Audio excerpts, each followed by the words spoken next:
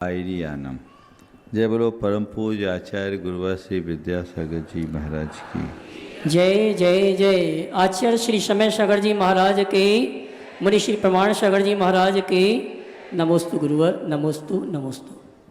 आज परम पूज्य गुरुदेव का समाधि दिवस है। मेरी दृष्टि में आज का दिन रोने या आंसू बहाने का दिन नहीं है। आज का दिन आचार्य विद्यासागर को युग युग तक जीवंत बनाने के संकल्प का दिन है। आचार्य विद्यासागर कोई एक नाम नहीं, एक विचार है।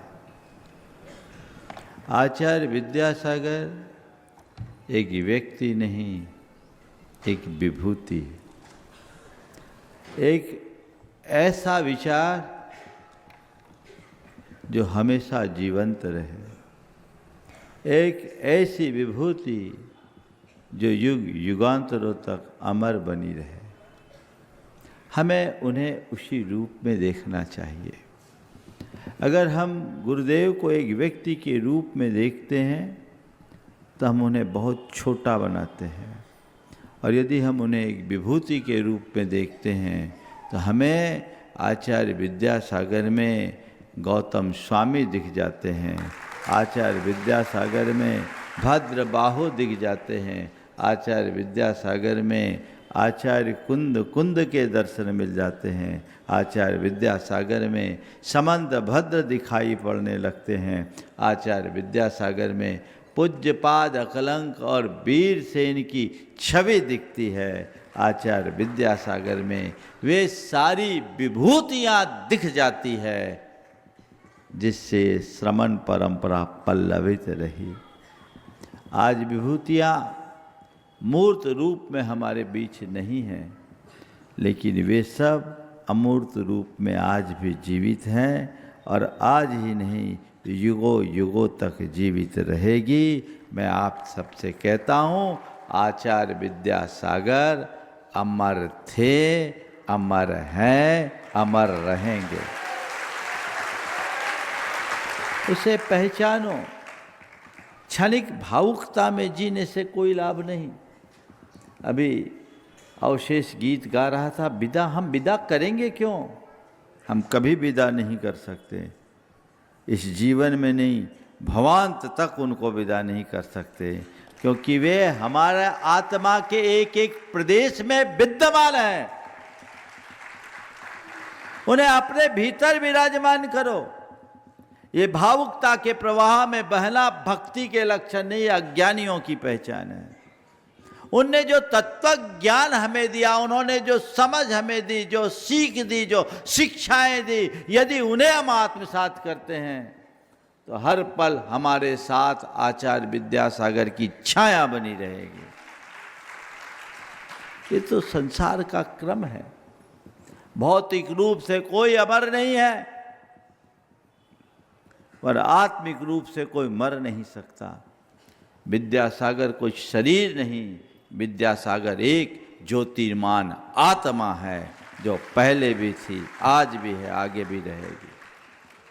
हमें उन्हें उस रूप में देखने की कोशिश करना चाहिए, और मैं सदैव उन्हें उसी रूप में देखता हूँ। आज भी हर पल मैं उनके सानिध्य और सामीप्य का एहसास करता हूँ। मैं मानता हूँ मेरी जो भी क्षमता है, मेरी जो भी शक्ति है, जो भी प्रवर्तन है, उन सबके संप्रेरक वे ही हैं जो मेरे हृदय में विराजमान हैं। उनसे प्रेरणा पाकर हम अपने जीवन को प्रकाशित कर सकते हैं। हमारी ये जिम्मेदारी है कि उस प्रकाश को हम आगे बढ़ाएं और सारे लोक में फैलाने की कोशिश करें। सच्ची विनयाञ्जलि, सच्ची श्रद्धांजलि तो उनके संदर्भ में यही है। उनका व्यक्तित्व महान था, और महान पुरुष केवल महान होते हैं। हम उनकी महानता को आदर्श अपने जीवन में उतारें। किसी महापुरुष का गुणगान करना मात्र उनका अनुयायी या भक्त या शिष्य कहलाना नहीं है। महापुरुषों के आत्मसात को आदर्शों को आत्मसात करके चलना ही सच्चा अनुयायी बनना है, सच्चा भक्त और शिष्य बनना है। हम सबकी जिम्मेदारी है कि आचार्य विद्यासागर के विचारों को दिग दिगंत तक कैसे फैलाएं, उनके इस नाम को युग युगांतरों तक हम कैसे अमर बनाएं, उनकी विरासत को हम अपनी पीढ़ियों तक कैसे पहुंचाएं, उनके संस्कारों के प्रवाह को हम कैसे आगे बढ़ाएं, ये हमारी जिम्मेदारी है। हम उस दिशा में काम करें, बाकी चीज़ों में ना बटे। आज विडंबना कि लोग और बातों में उलझ रहे हैं, उसके आधार पर अपना अपना प्रमाण पत्र ले रहे हैं और बांट रहे हैं। कौन कितना निष्ठावान है, कौन कितना निकट है, कौन कितना संघ का समर्थक है, कौन कितना संघ से का विरोधी है, ये सब बहुत क्षुद्र बातें।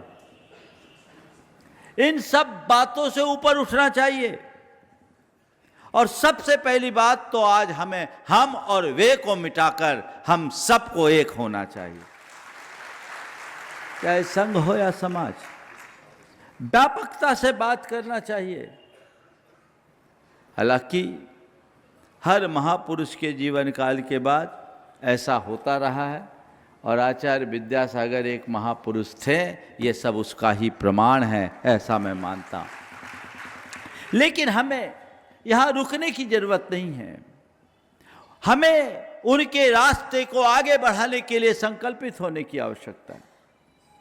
हम आचार्य श्री को अगर देखें तो उनकी 4 बातों को अपने जीवन में आत्मसात करें और उसे आगे बढ़ाने की कोशिश करें।